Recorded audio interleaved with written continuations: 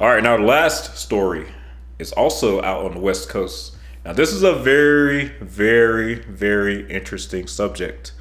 If you guys recall, a few weeks ago we talked about Lakewood, Colorado, where they were proposing rezoning some single family residential areas into multifamily areas, and there was a lot of pushback from some of the locals.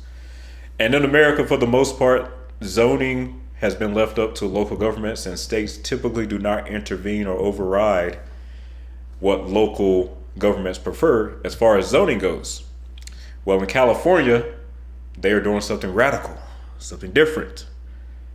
The state government is overriding local zoning in some parts of California to tell them that we are going to allow mid-density developments at transit stops.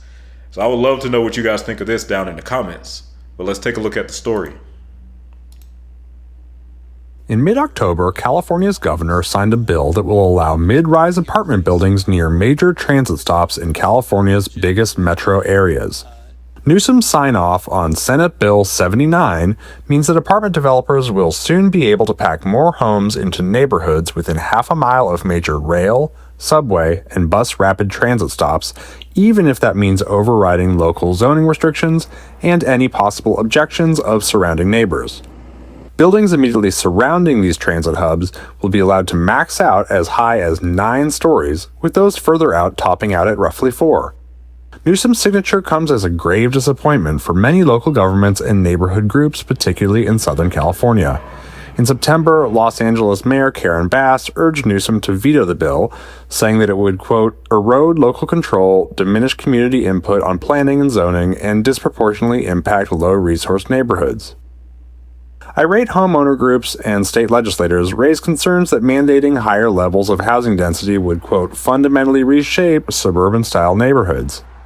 The upzoning policy was meant to be a twofer, allow for much more housing construction as a way to alleviate the state's housing shortage while also steering more residents towards cash-strapped public transportation systems. The law will be restricted to just 8 highly urbanized counties: Los Angeles, San Diego, Orange County, Santa Clara, Alameda, Sacramento, San Francisco, and San Mateo. It will also only apply to certain transportation stops, train, subway, light rail, and high-frequency bus routes with designated lanes. The law will also give local governments alternative means to comply by enacting their own zoning programs. It will require a certain share of units constructed under the bill to be set aside at below-market rents or prices, and it will go into effect on a delayed schedule in certain lower-income neighborhoods. For Oh boy. Oh boy.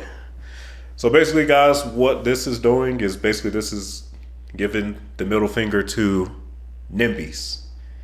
The state government has come in and boss hog taken over and kicked out NIMBY input on local neighborhoods.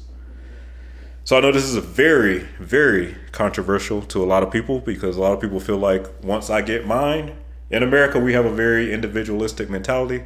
Once I get mine, screw you. You better figure out how to get yours some other way. And that's why we have, in fact, let me talk about Los Angeles, for example.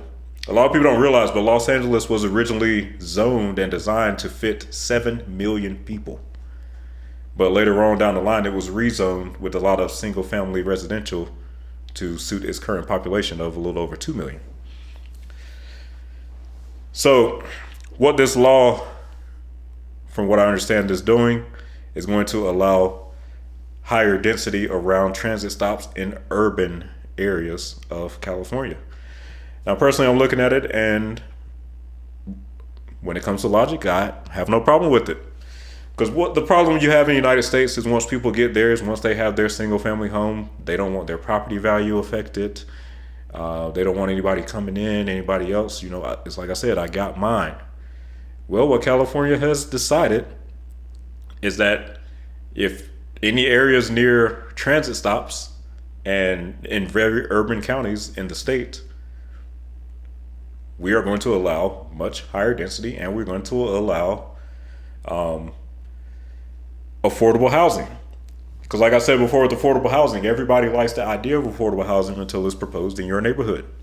And then you get NIMBYs who push back on any rezoning attempts at building this said affordable housing. So I'm all for it. I actually don't have a problem with this. This is one way also to probably increase ridership on these transit lines, because if you got a lot of people living near the stop, they are a lot more likely to use the transit.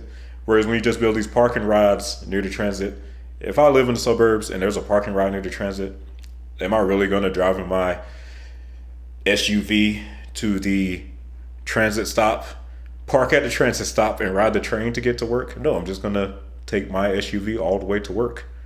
I'm not going to use that. So I think this is a good idea. More states probably should do this if you really want to affect the housing crisis, the so-called crisis in America. You're just going to have to build more dense housing in some areas. Now, if you want your single family home, move out to a suburban county, move into an outlying county. This is only affecting the most urbanized counties in California, and it's only going to be around certain transit stops. So in that case, I have no problem with it. Now, if it was just more of the state government saying we can upzone any neighborhood in any county in any state any county or any city in the state, then I would have a different perspective. But if you're in an urban area, then higher density zoning is needed. So this gets more people on the transit. This creates a little more housing. I'm all for it. I think it's a good idea and probably should be replicated in multiple other states. But I do know it's very controversial, and I would love to know what you guys think about this. I know a lot of people are going to disagree, but a lot of people will agree. Actually, let's see what the comments say. Let's look at some of the comments here on PBS SoCal. Let's see if the audience agrees with this proposal. Okay, looks like a lot of people do agree. Yeah, this guy, we don't need 4,000 parking spots at a single light rail station. I agree. Okay.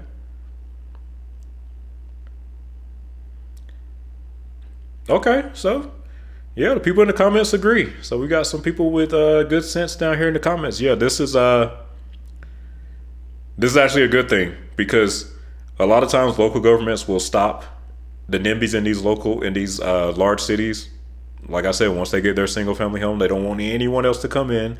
They don't want anything to change their property value. But I look at housing as not a way to make money. Housing is something that you live in. It's a house. It's not supposed to be to make money. You want to make money, invest in the stock market. It's not about making money or your property value. So I'm all for it. This is a win for California. Even though I disagree with some of the other stuff going on there, this is definitely a win for California.